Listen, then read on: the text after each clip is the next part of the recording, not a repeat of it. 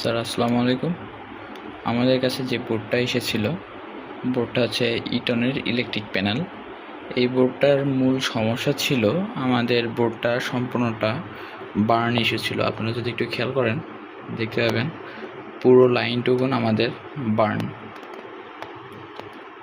আমাদের এই লাইনটুকুন সম্পূর্ণ বার্ন হয়ে গিয়েছিল। এই বার্ন হওয়ার ফলে আমাদের বোর্ডটা মূলত ফুললি ওয়ার্কেবল হচ্ছিল না, কাজ করতেছিল না। তার সঙ্গে সঙ্গে আইও কমিউনিকেশন ইরর ছিল।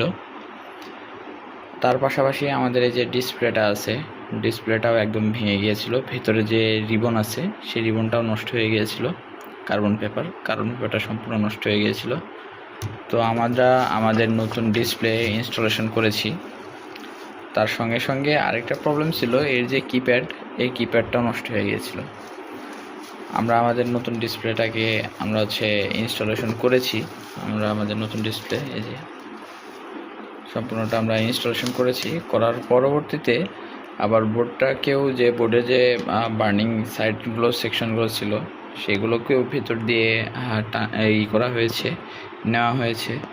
এখন যদি আমরা অন করি লাইনটাকে, যে আমাদের লাইনটা অন হয়েছে, এখানে লেখা চলে আসছে।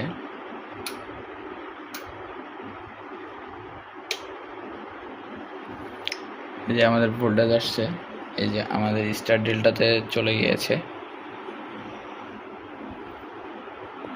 এখন যদি আমি এই জায়গাতে আপনাদেরকে বাটনগুলোকে একটু দেখাই, বাটনটাতেও সুন্দরভাবে কাজ করছে।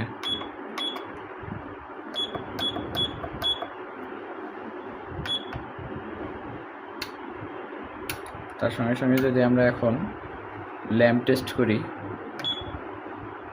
যে আমাদের সবগুলো এলইডি সুন্দরভাবে জ্বলছে।